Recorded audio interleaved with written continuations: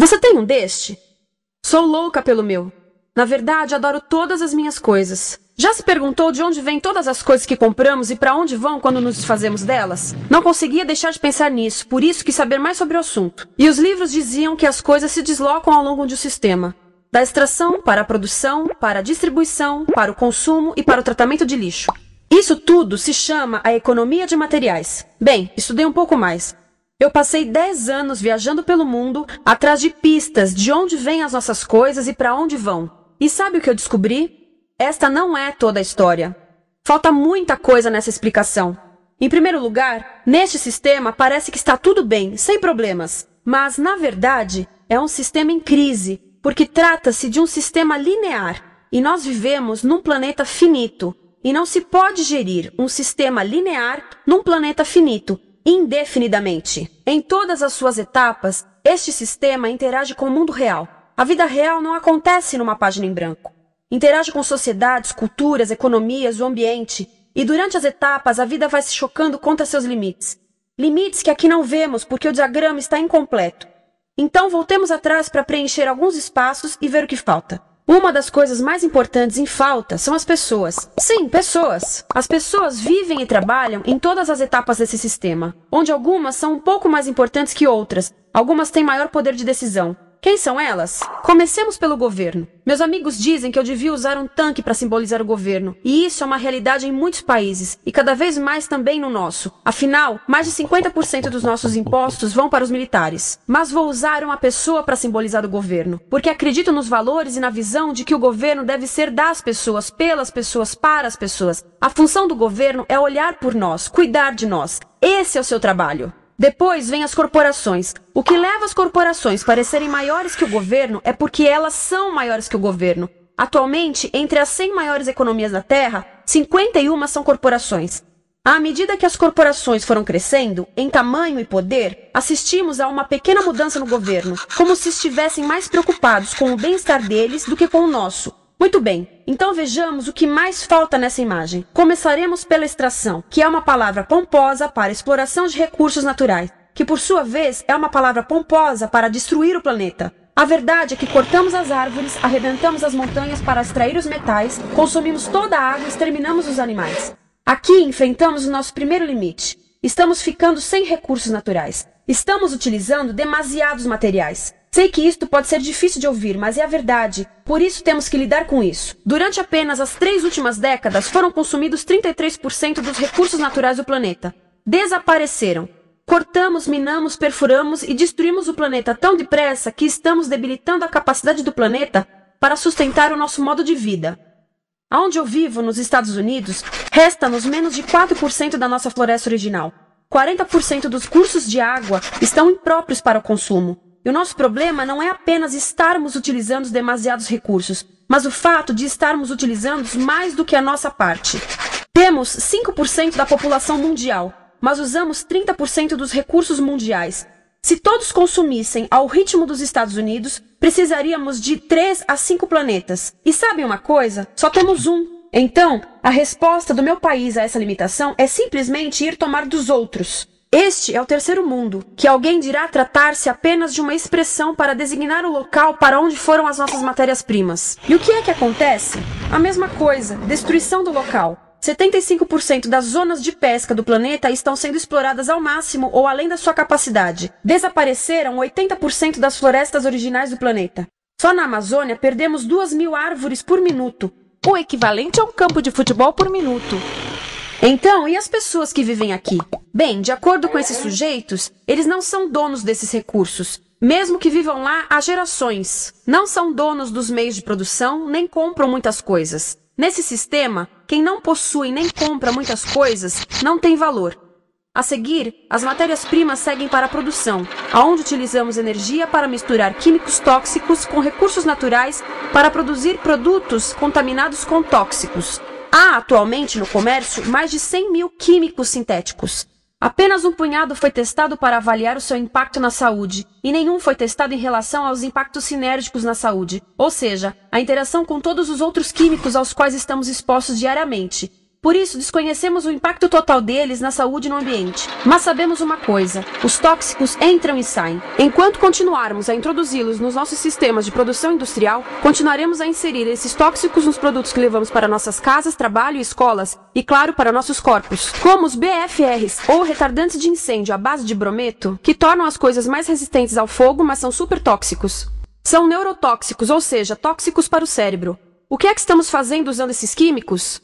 Apesar disso, os usamos em nossos computadores, eletrodomésticos, sofás, colchões e até alguns travesseiros. Sim, pegamos nossos travesseiros, os revestimos com neurotoxinas, levamos para casa e dormimos por 8 horas com eles. Não sei, mas acho que num país com tanto potencial, poderíamos ter uma maneira melhor de evitar que as cabeças peguem fogo à noite. Sabia que essas toxinas vão se acumulando ao longo da cadeia alimentar e se concentram nos nossos corpos? Sabe qual é o alimento do topo da cadeia alimentar com o nível mais elevado de químicos tóxicos? O leite materno. Isto significa que os menores membros das nossas sociedades, os nossos bebês, recebem as maiores doses de químicos tóxicos das suas vidas a partir do leite das suas mães. Não acha que é uma incrível violação? A amamentação deveria ser o mais importante ato humano de nutrição. Deveria ser algo sagrado e seguro. A amamentação continua a ser o melhor e as mães devem amamentar, mas nós deveríamos proteger esse ato. Eles deviam protegê-lo. Eu pensava que zelavam pelos nossos interesses.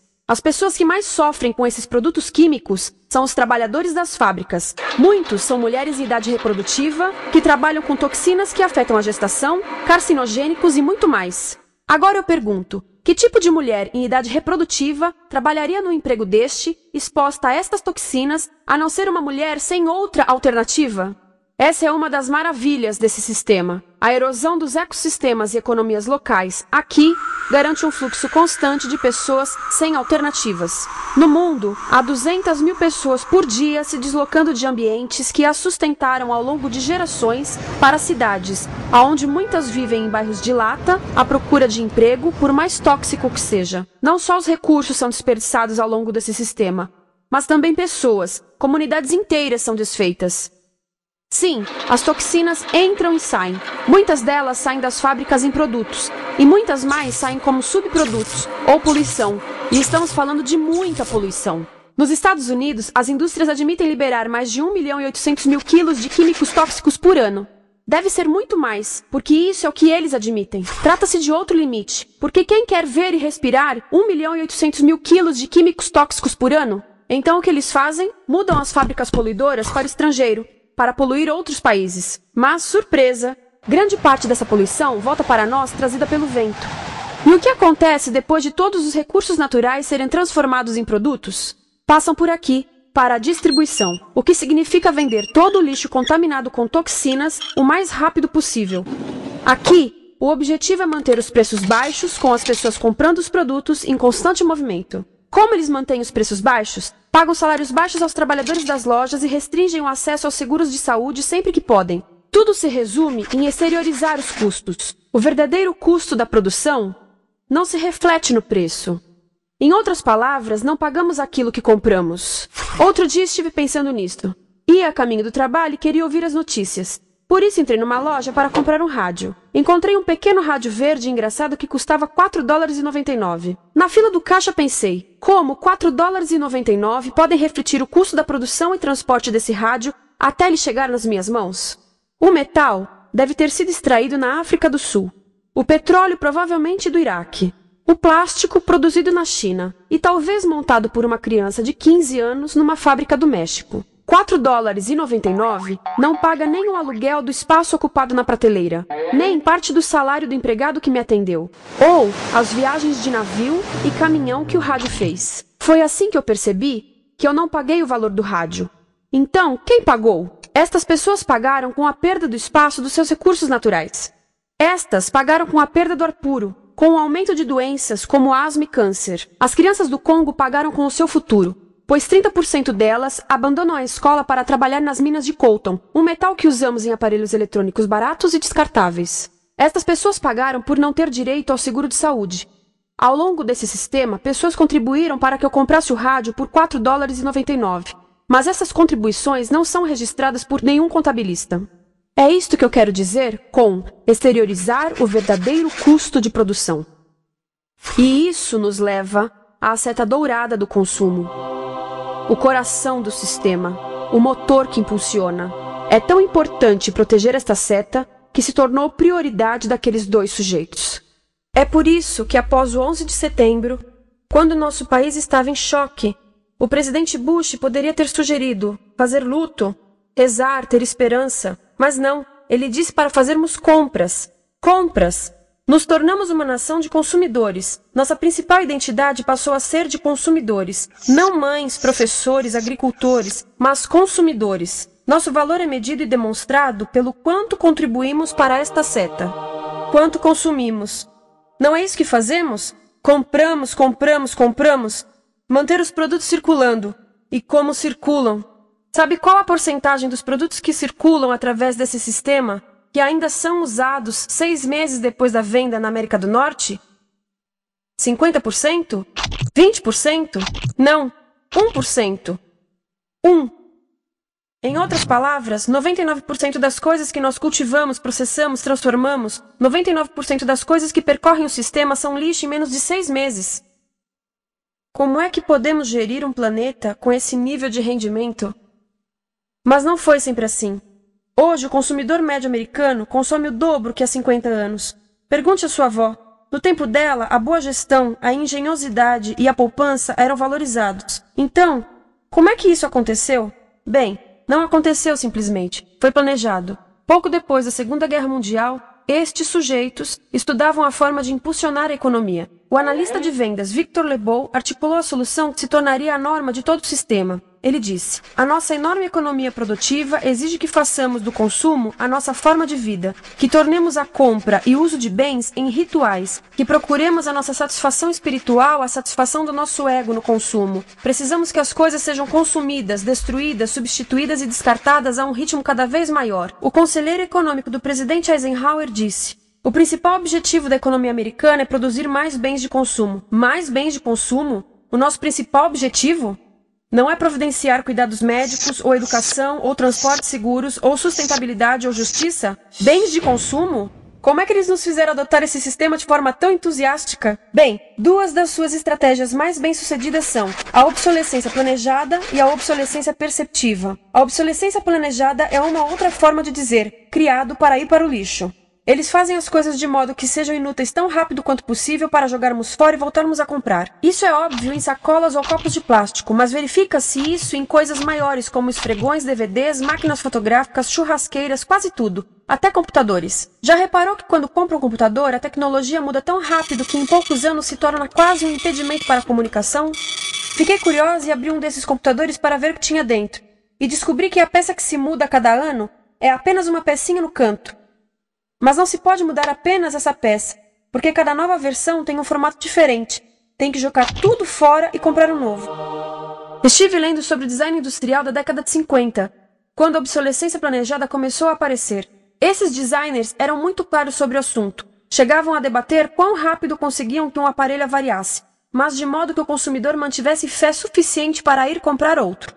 Foi tão intencional, mas as coisas não avariam suficientemente rápido para manter essa seta funcionando. Por isso existe também a obsolescência perceptiva. A obsolescência perceptiva nos convence a jogar fora coisas que ainda são perfeitamente úteis. Como fazem isso? Mudam a aparência das coisas. Por isso, se comprou suas coisas há alguns anos, todos percebem que você não tem contribuído para essa seta. E como o nosso valor depende da nossa contribuição para essa seta, isso pode ser embaraçoso.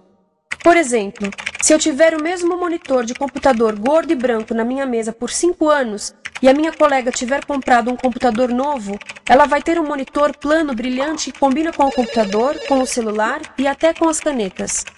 Ela parece estar operando uma nave espacial e eu pareço que tenho uma máquina de lavar na mesa. A moda é outro bom exemplo. Já se perguntou por que os saltos dos sapatos das mulheres passam de largos para finos num ano e no próximo de finos para largos? Não é por haver um debate sobre qual deles é mais saudável. É porque usar saltos largos num ano de saltos finos mostra que você não contribuiu recentemente para a seta. Por isso não vale tanto quanto a pessoa com saltos finos ao seu lado, ou em um anúncio. É para comprarmos sapatos novos. A publicidade e a mídia em geral têm um papel importante nisto. Cada um de nós nos Estados Unidos é bombardeado com mais de 3.000 anúncios por dia. Vemos mais publicidade num ano do que as pessoas há 50 anos viam em toda a vida. Qual é o objetivo de um anúncio, se não nos fazer infelizes com o que temos? Por isso, nos dizem 3.000 vezes por dia que o nosso cabelo está errado, nossa pele, nossa roupa, nossos móveis, nossos carros, nós estamos errados. Mas tudo se resolve se formos às compras. A mídia também ajuda a esconder tudo isto e isto. Por isso, a única parte da economia que vemos são as compras. A extração, produção e envio para o lixo acontecem fora do nosso campo de visão. Por isso, nos Estados Unidos, temos mais coisas do que tivemos antes, mas pesquisas mostram nossa felicidade declinando. Nossa felicidade teve seu pico na década de 50, a mesma época em que a febre consumista explodiu. Coincidência interessante. Acho que sei o porquê. Temos mais coisas, porém menos tempo para o que realmente nos faz felizes. Amigos, família, tempo livre. Estamos trabalhando mais do que nunca. Analistas dizem que não temos tão pouco tempo livre desde a sociedade feudal. E sabem quais são as duas atividades que mais fazemos no pouco tempo livre que temos? Ver televisão e fazer compras. Nós, americanos, passamos 3 a 4 vezes mais tempo comprando do que os europeus. Assim, nessa situação ridícula, vamos trabalhar talvez em 2 empregos, e quando chegamos em casa exaustos e sentamos no sofá novo para ver televisão, os anúncios dizem que não prestamos, então vamos às compras para nos sentirmos melhor. Depois trabalhamos mais para pagar o que compramos e chegamos em casa mais cansados, vemos mais televisão que nos diz para fazermos compras outra vez. E estamos nesse ciclo de trabalhar, ver, comprar, e podíamos simplesmente parar. Então, no final, o que acontece a todas essas coisas que compramos? Nesse ritmo de consumo, não cabe tudo em casa, apesar do tamanho médio das casas ter duplicado nesse país desde os anos 70. Vai tudo pro lixo, e isso nos leva ao tratamento do lixo. Essa é a parte da economia de materiais que conhecemos melhor, porque nós temos de levar o lixo até a esquina. Cada americano produz 2 quilos de lixo por dia, o dobro do que fazíamos há 30 anos. Todo esse lixo ou é despejado num aterro, que é um grande buraco no chão, ou ainda pior, primeiro é incinerado e depois despejado no aterro. As duas formas poluem o ar, o solo, a água, sem esquecer que alteram o clima. A incineração é realmente ruim. Lembra daqueles tóxicos da fase da produção? Bem, queimar o lixo libera esses tóxicos no ar. Pior ainda, produz supertóxicos novos, como a dioxina. A dioxina é a substância mais tóxica feita pelo homem, e os incineradores são a principal fonte de dioxina. Isso significa que podemos parar a principal fonte da mais tóxica substância conhecida e feita pelo homem, simplesmente parando de queimar o lixo. E podemos parar hoje. Algumas empresas não querem criar aterros e incineradores aqui. Por isso, também exportam os resíduos. Então, e a reciclagem? A reciclagem ajuda? Sim, a reciclagem ajuda. Ela reduz o lixo nessa extremidade e depois reduz a pressão para minerar e colher mais nessa extremidade. Sim, todos devemos reciclar, mas reciclar não é o suficiente. Reciclar nunca será suficiente, por 2 razões. Primeiro, o lixo que vem das nossas casas é apenas a ponta do iceberg. Para cada saco de lixo que deixamos na esquina, 70 sacos de lixo são criados anteriormente, só para fazer o lixo desse saco que deixamos na esquina. Assim, mesmo que pudéssemos reciclar 100% do lixo das nossas casas, não se chegaria ao coração do problema. Além disso, grande parte do lixo não pode ser reciclado, ou porque contém demasiados tóxicos, ou porque é criado de início para não ser reciclável, como aquelas caixas de suco, que têm as camadas de metal, papel e plástico, todas coladas. Não dá para separar essas camadas para reciclá-las. Como se vê, é um sistema em crise. Por todo o percurso, estamos batendo em limites, do clima em mudança ao decréscimo da felicidade. Simplesmente não está funcionando. Mas a parte boa de um problema tão generalizado é haver tantos pontos de intervenção. Há pessoas trabalhando aqui salvando florestas, e aqui na produção limpa. Pessoas trabalhando em direitos do trabalho, em comércio justo, em consumo consciente, no bloqueio de aterros e incineradores. E muito importante, em recuperar o nosso governo, para que seja realmente pelas pessoas e para as pessoas. Todo esse trabalho é criticamente importante, mas as coisas vão realmente começar a se mover quando enxergarmos as ligações, quando enxergarmos o panorama geral. Quando as pessoas ao longo do sistema se unirem, poderemos reivindicar e transformar esse sistema linear em algo novo, um sistema que não desperdice recursos ou pessoas. Porque aquilo de que precisamos nos livrar é da antiga mentalidade de usar e jogar fora. Há uma nova escola de pensamento nesse assunto, e é baseada em sustentabilidade e equidade, química verde, 0 resíduos, produção em ciclo fechado, energia renovável, economias locais vivas, já está acontecendo. Há quem diga que é irrealista, idealista, que não pode acontecer. Mas eu digo que quem é irrealista são os que querem continuar pelo velho caminho. Isso é que é sonhar. Lembre-se que a velha forma não aconteceu por acaso. Não é como a gravidade que temos que conviver. As pessoas a criaram, e nós também somos pessoas. Por isso, vamos criar algo novo.